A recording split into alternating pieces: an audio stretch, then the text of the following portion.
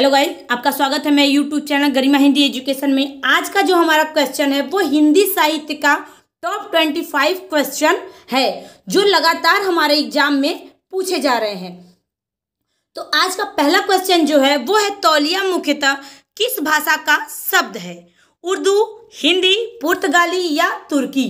तो देखिए, तौलिया मूलतः किस भाषा का शब्द है? तो तौलिया मूलतः जो शब्द है वो लिया गया है पुर्तगाली से। कहाँ से? पुर्तगाली से। Option number 3 is right answer. तौलिया कहाँ का शब्द है? तो पुर्तगाली से लिया गया शब्द है। पुर्तगाली शब्द कौन कौन से होते हैं? तंबाकू, बाल्टी, मेज, गमला, काजू, चाबी, परात, पिस्तौल, ये सभी क्या है? पुर्तगाली भाषा के शब्द हैं। उर्दू के शब्द देखिए तो सभी को पता है, हिंदी, कबूतर, किशमिश, आवारा, गुलाब, जिंदगी, ये सब क्या है? उर्दू के शब्द हैं। तो राइट आंसर क्या होगा? Option number 3। अगला क्वेश्चन है, निम्नलिखित में से किस कवि का संबंध नवगीत विधा से नहीं है? कुमार रविंद्र, गिरधर राठी, वीरेंद्र मिश्र या माहेश्वरी तिवारी?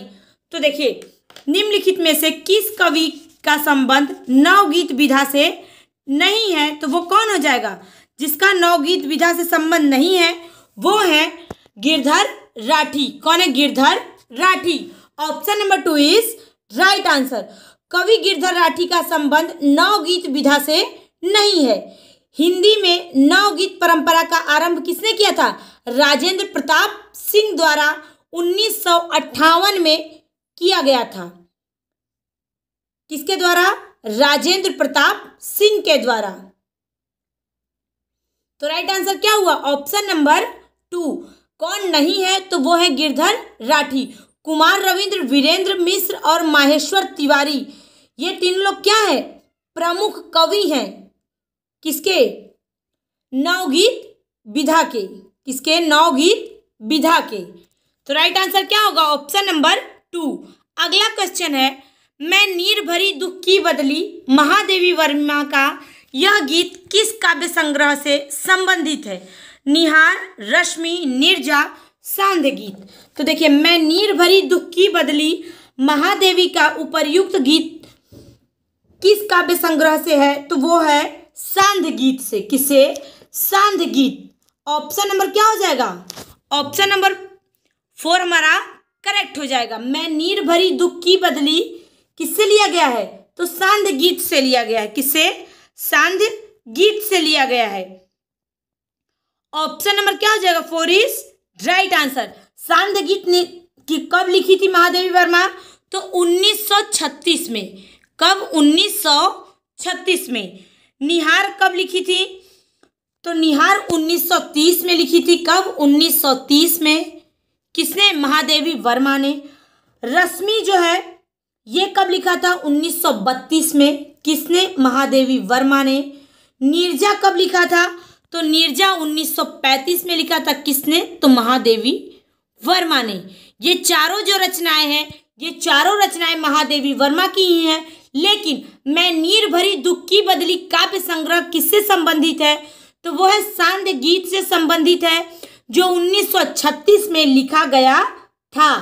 अगला क्वेश्चन है, निम्नलिखित में से कौन सा कवि कृष्ण भक्ति धारा के कवियों में शामिल नहीं है? नाभादास, नंददास, हरिदास या ध्रुवदास? तो देखिए, निम्नलिखित में से कौन सा कवि कृष्ण भक्ति काव्य धारा से या कृष्ण भक्ति धारा के कवियों में शामिल नहीं है? तो वो कौन है? वो है नाभादास। नाभादास जो थे वो राम भक्ति काव्य धारा के कवि थे, न कि कृष्ण भक्ति काव्य धारा के कवि। कृष्ण भक्ति काव्य धारा के कवि कौन कौन थे? नंददास, हरिदास, ध्रुवदास, सूरदास, कुंभनदास, परमानंद दास, कृष्णदास, गोविंद स्वामी, चित स्वामी, चतुर्भुज दास, रसखान, मीरा, रहीम आदि, ये लोग जो थे ये सभी लोग कृष्ण भक्ति काव्य धारा के कवि थे। राम भक्ति काव्य धारा के कवि कौन है? तो नाभादास, रामानंद, अग्रदास, तुलसीदास, नरोत्तम दास, विष्णुदास, नरहरिदास, ईश्वरदास, ये सभी लोग राम भक्ति काव्य धारा के कवि हैं। तो राइट आंसर क्या हुआ? Option number 1। अगला क्वेश्चन है, निम्नलिखित में से कौन सा प्रवासी लेखक मॉरिशस का नहीं है? महेश राम जियावन, अभिमन्यु अनंत, रामदेव धुरंधर या महात्म सिंह? तो देखिए, निम्नलिखित में से कौन सा प्रवासी लेखक मॉरिशस का नहीं है? तो वो है महात्म सिंह। महात्म सिंह जो थे वो मॉरिशस के नहीं थे। किससे संबंधित थे? सूरीनाम से संबंधित थे। किससे? सूरीनाम से संबंधित थे। तो राइट आंसर क्या हुआ? Option number 4। यहीं से एक क्वेश्चन हमारा बनता है कि मॉरिशस का प्रेमचंद्र किसे कहते हैं? तो मॉरिशस का प्रेमचंद्र कहते हैं अभिमन्यु अनंत को। किसको? अभिमन्यु अनंत को। अभिमन्यु अनंत को मॉरिशस का क्या कहते हैं? प्रेमचंद्र कहा जाता है। तो राइट आंसर क्या हुआ? Option number 4। अगला क्वेश्चन है, निम्नलिखित में से कौन सी रचना अग्रदास की नहीं है? निम्नलिखित में से कौन सी रचना अग्रदास की नहीं है? ध्यान मंजरी, कुंडलिया, राम ध्यान मंजरी या रूप मंजरी? तो देखिए, कौन सी रचना अग्रदास की नहीं है? तो वो है रूप मंजरी। रूप मंजरी जो है वो अग्रदास की रचना नहीं है। किसकी है? नंददास की रचना है। नंददास ने बहुत सारी रचनाएं लिखी थी, जैसे रास पंचाध्यायी, सिद्धांत पंचाध्यायी, मान मंजरी, विरह मंजरी, अनेकार्थ मंजरी, दान लीला, मान लीला, ज्ञान मंजरी, श्याम सगाई, भंवर गीत, सुदामा चरित, रस मंजरी। ये सब किसके हैं? तो ये सब हैं नंददास के। किसके? नंददास के। Option number 4 is right answer. Agradas ने ध्यान मंजरी, कुंडलिया, राम ध्यान मंजरी, ये सब किसने लिखा है? तो अग्रदास ने लिखा है। अगला क्वेश्चन है, रस की प्रस्तुति के लिए तदुपदानुसंधान शब्द का प्रयोग किस आचार्य ने किया है? अभिनव गुप्त, शंकुक, भट्टलोल्लट या भट्टनायक? तो देखिए, रस की प्रस्तुति के लिए तदुपदानुसंधान शब्द का प्रयोग किस आचार्य ने किया है? तो भट्टलोल्लट ने किया। किसने? भट्टलोल्लट ने किया है। Option number 3 is right answer. किसने किया है? भट्टलोल्लट ने किया है। भट्टनायक जो थे वो रस सूत्र किसको मानते थे? भुक्तिवाद को। किसको? भुक्तिवाद को। शंकुक जो थे वो अनुमितिवाद को रस सूत्र मानते थे, और अभिनव गुप्त जो थे अभिव्यंजनावाद को रस सूत्र मानते थे। तो राइट आंसर क्या हुआ? Option number 3। अगला क्वेश्चन है, निम्नलिखित में से किस आलोचक का संबंध मार्क्सवाद से है? परशुराम चतुर्वेदी, रामस्वरूप चतुर्वेदी, शिवदान सिंह चौहान या नंद दुलारे वाजपेयी? तो देखिए, हिंदी का प्रथम मार्क्सवादी आलोचक शिवदान सिंह चौहान है। कौन? Shivdan Singh Chauhan. Option number 3 is right answer. इनके द्वारा रचित भारत में प्रगतिशील साहित्य की आवश्यकता 1937 में निबंध को मार्क्सवादी समीक्षा स्वीकार किया गया था। यहीं से एक क्वेश्चन बनता है कि शिवदान सिंह चौहान के किस रचना को मार्क्सवादी समीक्षा का प्रथम निबंध स्वीकार किया गया? तो वो है भारत में प्रगतिशील साहित्य की आवश्यकता। तो राइट आंसर क्या हुआ? Option number 3। अगला क्वेश्चन है, निम्नलिखित में से कौन सी बोली राजस्थान की नहीं है? मेवाती, मडियाली, मारवाड़ी या मेवाड़ी? तो कौन सी बोली राजस्थानी की नहीं है या राजस्थान की नहीं है? तो वो है मडियाली। क्या है? मडियाली। मडियाली जो है राजस्थान की बोली नहीं है। Option number 2 is right answer. Rajasthan की बोली कौन कौन सी है? मेवाती, मालवी, मारवाड़ी और जयपुरी, जिसको हम ढूढ़ाड़ी के नाम से जानते हैं। तो राइट आंसर क्या हुआ? Option number 2।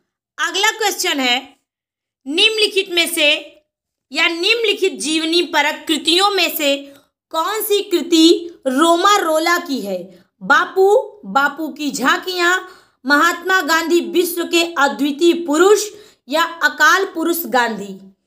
तो देखिए, हमें क्या बताना है कि जीवनी परक कृतियों में से कौन सी कृति रोमारोला की है?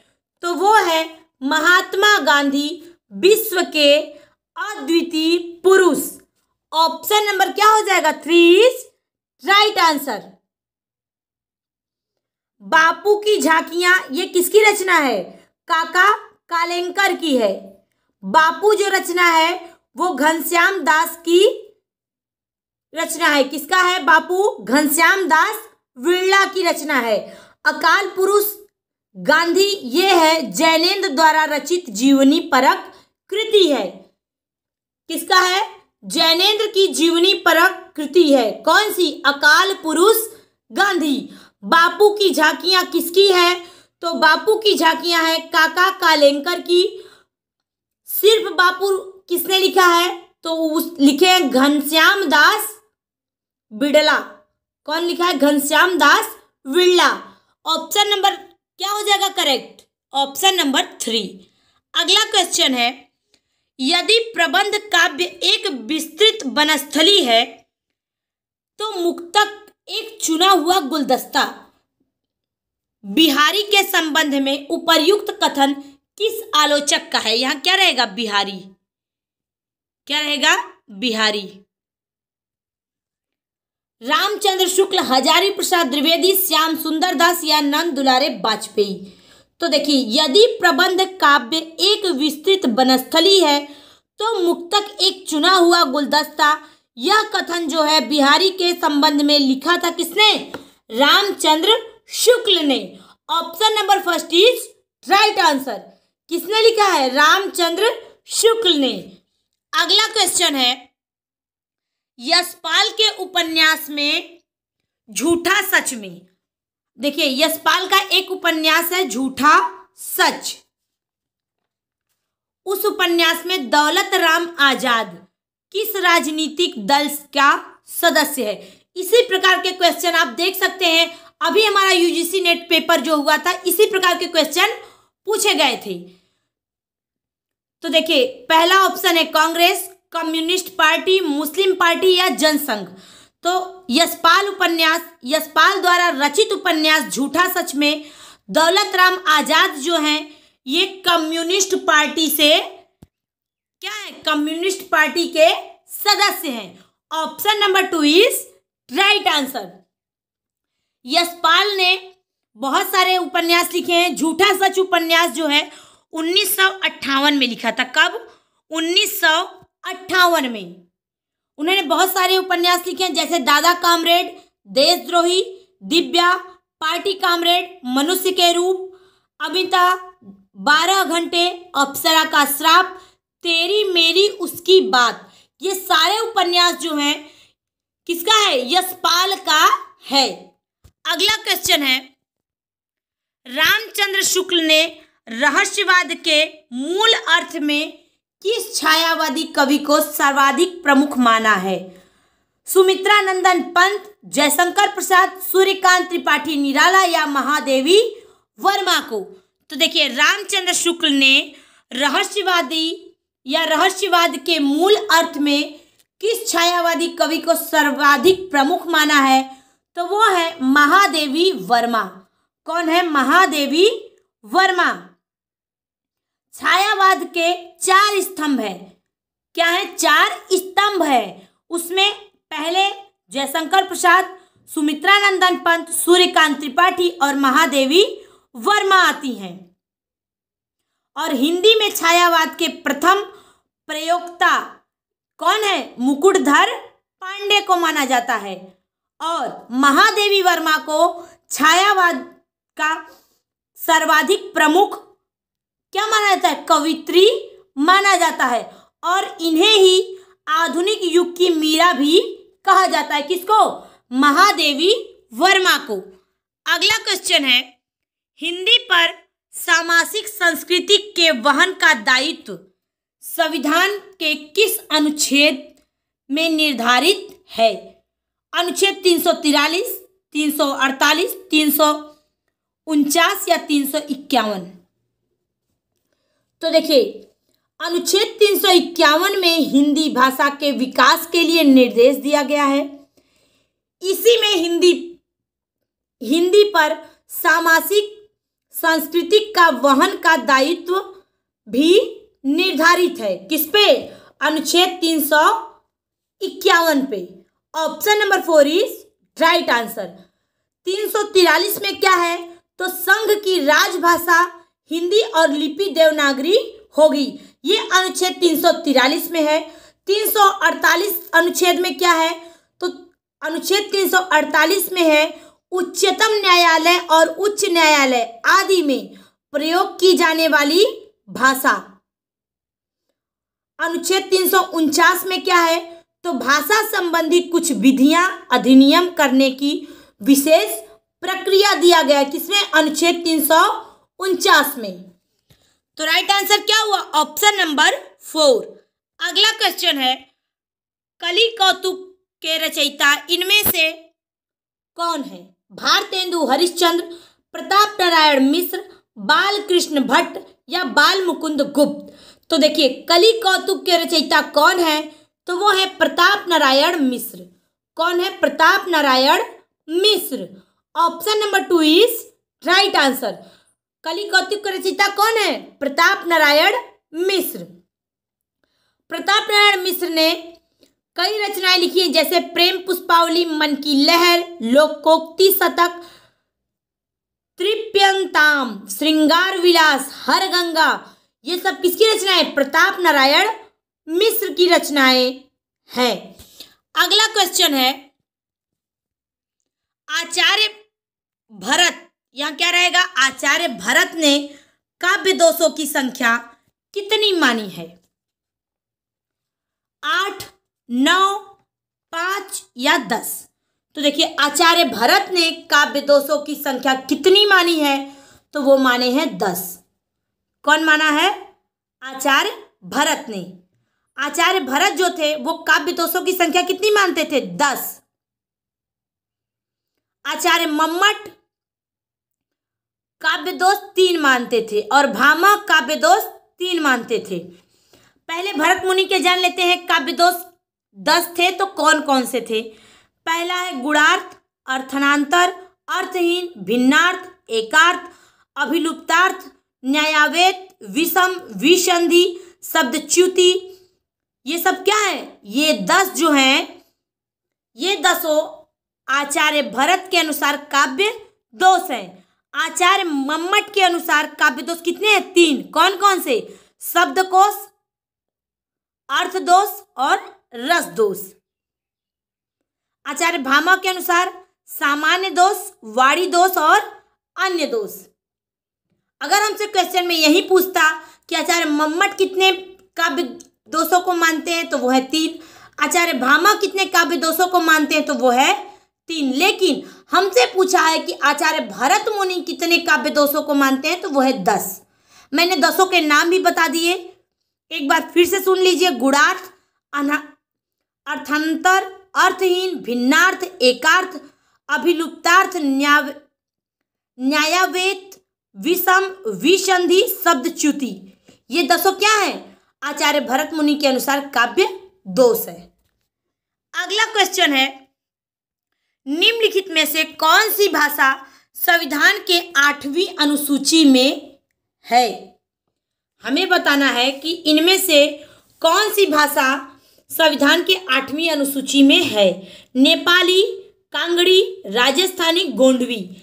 तो देखिए, ऑप्शन नंबर 1 नेपाली जो है वो भारत की 8वीं अनुसूची में है। भारत के संविधान में या भारत की 8वीं अनुसूची में क्या है? 22 भाषाओं का उल्लेख है। कितने? 22 भाषाओं का उल्लेख है। जो 71वां संविधान संशोधन 1952 में किया गया था, उसी में कोंकणी, मणिपुरी और नेपाली को जोड़ा गया था। किसमें? तो संविधान संशोधन 71वां, जो 1992 ईस्वी में हुआ था। तो राइट आंसर क्या हुआ? Option number first. अगला क्वेश्चन है, कॉलरिज की काव्य संबंधी धारणा का प्रमुख आधार क्या है? साहचर्यवादी सिद्धांत, जैववादी सिद्धांत, यांत्रिकवादी सिद्धांत या आनंदवादी सिद्धांत? तो देखिए, कॉलरिज की काव्य संबंधी धारणा का प्रमुख आधार क्या है? तो वो है जैववादी सिद्धांत। क्या है? जैववादी सिद्धांत। कॉलरिज का पूरा नाम क्या था? Samuel Taylor Coleridge. और 1772 में, कब? 1772 में इन्होंने जैववादी काव्य संबंधी धारणा को प्रस्तुत किया था, या सिद्धांत को प्रस्तुत किया था। तो राइट आंसर क्या होगा? Option number 2। अगला क्वेश्चन है, निम्नलिखित में से किस उपन्यास में राम और काम का द्वंद्व चित्रित हुआ है? अमृत और विष, खंजन नयन, मानस का हंस और नाच्यो बहुत गोपाल। तो देखिए, किस उपन्यास में राम और काम का द्वंद्व चित्रित हुआ है? तो वो है मानस का हंस। मानस का हंस किसने लिखा था? तो अमृतलाल नागर ने लिखा था। किसने लिखा था? अमृतलाल नागर ने लिखा था। ऑप्शन नंबर, यहां क्या रहेगा? Option number 3 is right answer. Manas ka Hans किसने लिखा था? तो मानस का हंस अमृतलाल नागर ने लिखा था। कब लिखा था? 1972 में लिखा था। कब? 1972 में। अगला क्वेश्चन है, राम की शक्ति पूजा की रचना कब की गई थी? सन 1934 ईस्वी, 1935 ईस्वी, 1936 या 1937? तो देखिए, राम की शक्ति पूजा का रचना कब किया गया था और किसने किया था? तो राम की शक्ति पूजा 1936 में किया गया था। किसने किया था? सूर्यकांत त्रिपाठी निराला ने किया था। किसने? सूर्यकांत त्रिपाठी निराला ने। Option number 3 is right answer. अगला क्वेश्चन है, तीसरी कसम कहानी, एक कहानी है तीसरी कसम, जिसको किसने लिखा है? फणीश्वर नाथ रेणु ने लिखा है। उस कहानी में गाड़ीवान ने कौन सा सामान न लादने की कसम, क्या है? कसम नहीं खाई थी? कंपनी की औरत, दुल्हन की डोरी, चोर बाजारी का सामान या बास?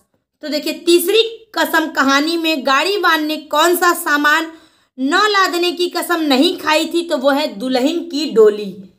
क्या है? दुल्हन की डोली। ऑप्शन नंबर क्या हो जाएगा? 2 इज राइट आंसर। तीसरी कसम किसने लिखा है? तो फणीश्वर नाथ रेणु ने लिखा है। अगला क्वेश्चन है, गैग्रीन कहानी में मालती बचपन में कैसी लड़की थी? एक कहानी है गैग्रीन, जिसको किसने लिखा है? तो सच्चिदानंद हीरानंद वात्स्यायन अज्ञे ने लिखा है। उसमें एक पात्र है, एक पात्र नहीं, एक प्रमुख पात्र है, जिसका नाम है मालती। हमें बताना है कि बचपन में वो कैसी लड़की थी। सरल और शांत लड़की थी, चंचल लड़की नहीं थी, पुस्तक पढ़ने की शौकीन लड़की थी, या चोरी से क्लास में भागने वाली लड़की? तो देखिए, मालती बचपन में जो थी वो पुस्तक पढ़ने की शौकीन लड़की थी। Option number 3 is right answer. Gangrene कहानी किसने लिखा है? तो अज्ञे ने लिखा है। उसमें एक प्रमुख पात्र है मालती, जो बचपन में पुस्तक पढ़ने की शौकीन लड़की थी। तो राइट आंसर क्या हुआ? Option number 3। अगला क्वेश्चन है, नई कविता के प्रथम अंक में निराला की कविता का अनेक कवियों द्वारा सामूहिक रूपांतर प्रकाशित हुआ था। वनवेला, यमुना के प्रति, वह तोड़ती पत्थर या जूही की कली। तो देखिए, नई कविता के प्रथम अंक में निराला की किस कविता का अनेक कवियों द्वारा सामूहिक रूपांतर प्रकाशित हुआ था? तो वो है जूही की कली। Option number 4 is right answer. नई कविता का प्रारंभ किसने किया था? तो अज्ञे ने किया था। कब? 1954 में किया था। कब? 1954 में किया था।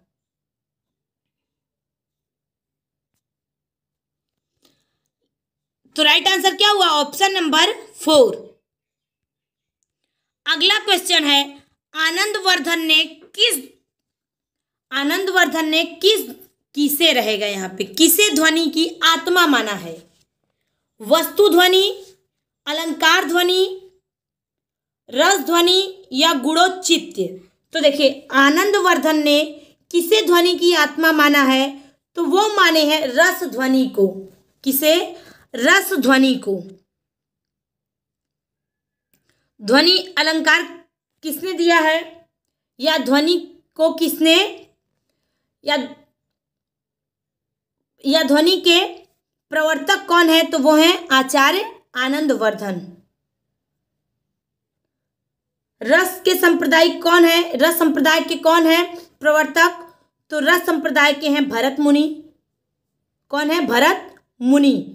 लेकिन हमसे क्वेश्चन पूछा है, आनंदवर्धन ने किसे ध्वनि की आत्मा माना है? तो वो है रस ध्वनि।